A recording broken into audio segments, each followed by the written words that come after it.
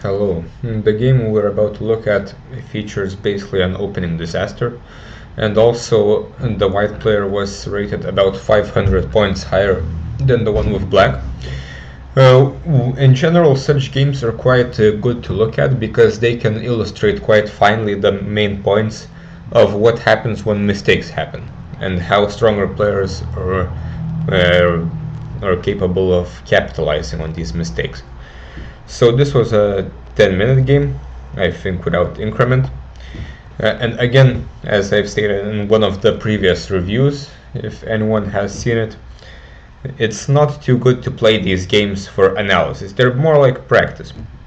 If you want to play serious games and then analyze them, I would suggest a time control like 15 plus 10 or even longer. So here the Rossolimo was played, g6. And already the player comments that he is not familiar with the Rossolimo and he doesn't like the typical positions, or maybe even doesn't understand the typical plans. But if we play knight c6 on move 2, we have to be sure that we know something. If you hate the Rossolimo so much, it also of course depends on which Sicilian you want, but if you're trying to play, for example, the classical Sicilian, you can try d6. Bishop b5 is still a thing here which you have to learn, and you cannot always like all the variations that you play. Of course, the Rossolimo is a very serious try, and black has a lot of interesting options to try. g6 is the main move. The problem with main moves is that everyone will be prepared. Another move is e6, a bit more dynamic. Usually black will recapture with the p-pawn or with the knight, maybe put the knight on g6. So this is also an option to maybe surprise your opponent. Maybe I would suggest looking at this, but g6 is of course fine. Here white played a pretty rare move, but of course a move that completely makes sense, which is c3. And the point of c3 should be very obvious, which he just wants to play d4, right? And black typically cannot really ignore this. He proceeded to play bishop g7 in 1 second, which isn't very serious. And this shows a bad habit.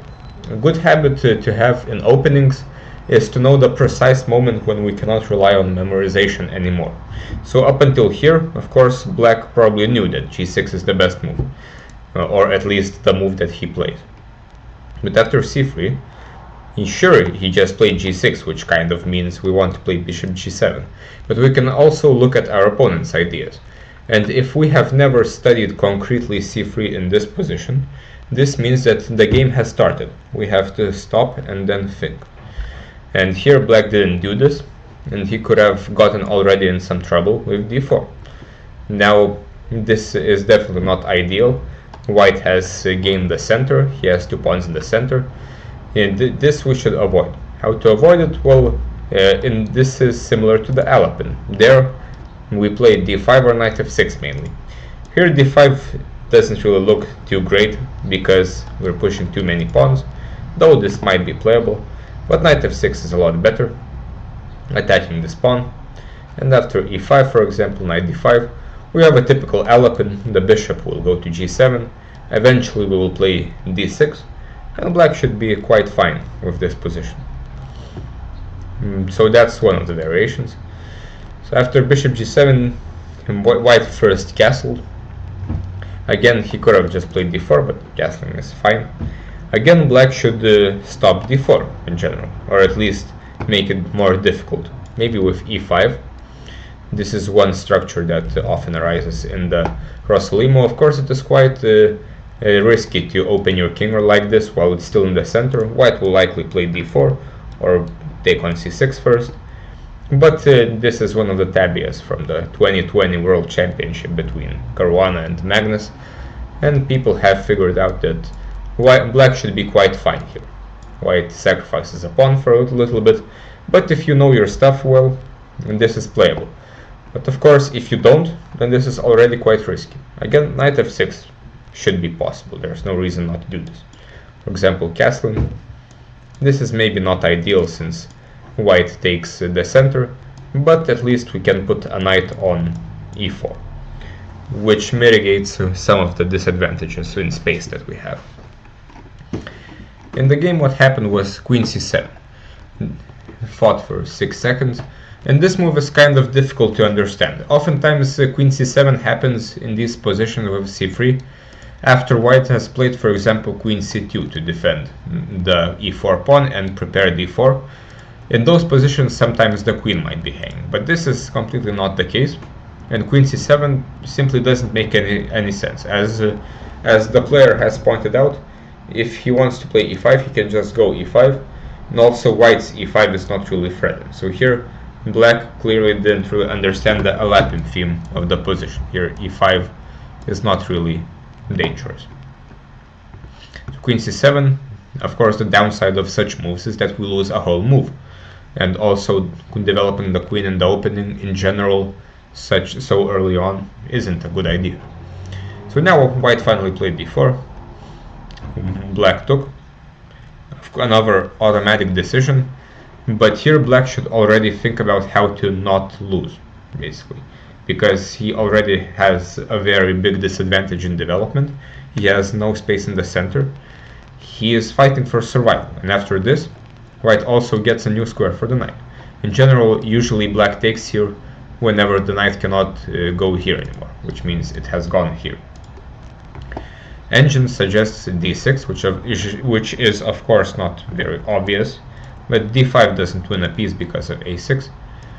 And something like this, in a closed position, black should be kind of fine. This is resembling some kind of Benoni structure, and when the position is closed, he will have time to develop his pieces and not lose in the center. Instead, the center opened here, knight c3, castles e5, and now we see some of the downsides. We do not have the d5 square, knight will have to go to e8.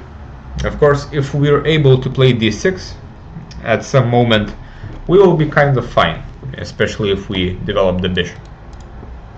But if this doesn't happen, then white will get the initiative and start attacking in the center, which happened in the game. Knight d5, the queen has to protect this pawn, bishop g5, and white gets a big initiative, provoking f6, which is basically the only move because this is threatened. Now the center opens up while black is undeveloped and has no space. Bishop c4, again black is not getting time to develop. King h8, rook e1, and here we see a series of very strong moves by the opponent. The moves themselves are quite simple, but they're also important to find. With every move the opponent is creating threats and not giving black time to simply develop the pieces. And as happens in bad positions, we tend to make mistakes. As they say, make consecutive threats and your opponent will not defend from one of them. So black got impatient and went here. Maybe a bit less bad is here, to at least try to take this or this, but the position was already probably not very stable. White won a pawn with a simple tactic. Now not only is black undeveloped, he is also down a pawn, and his king is terribly weak since there are no pawns around. Bishop b4, nice move. Black has to exchange his only active pieces, and again he doesn't really have time to develop his pieces because the queen is attacked, so he goes back. White continues to play well, queen e3, preparing rook e1. Black finally develops, but at the cost of having a pawn disadvantage and also having a terribly weak king, and after knight e5 he will also lose the bishop pair advantage at minimum.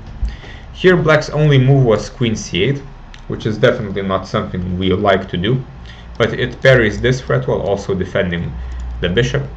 Instead, black plays bishop e6, after which not only does he lose the bishop pair but also a pawn. And now the position is basically hopeless, because even if black survives his weak king, he will be 2 pawns down. Well, 1 pawn was taken, it's not enough. Now the only defender is going to get exchanged, while also white gets the pawn back. And the rest of the game was very simple. White played h3 just in case, and he quickly realized his big material and king advantage. So in this game it seems black basically got no chance. After making some inaccuracies in the opening, he didn't really have any chances to survive the middle game. And this is quite typical for higher level chess. We have to really know our openings. We cannot be lost on move 4. We have to know these small sidelines, or at least ideas. And another very important thing to know is that when we don't know what to do, and here black forgot to realize he doesn't know what to do, when we don't know what to do, we have to start thinking. And if we fought in this position, we would see that after the natural move, d4 is not very good for us. So knight f6, one of the other candidate moves, to provoke e5 and get some squares and the hook on e5 for later. So I'm sure black is capable of making this move after thinking, but the mistake he made was not realize the theory is over. He doesn't know the exact move, which means the game has begun, and now we have to play chess.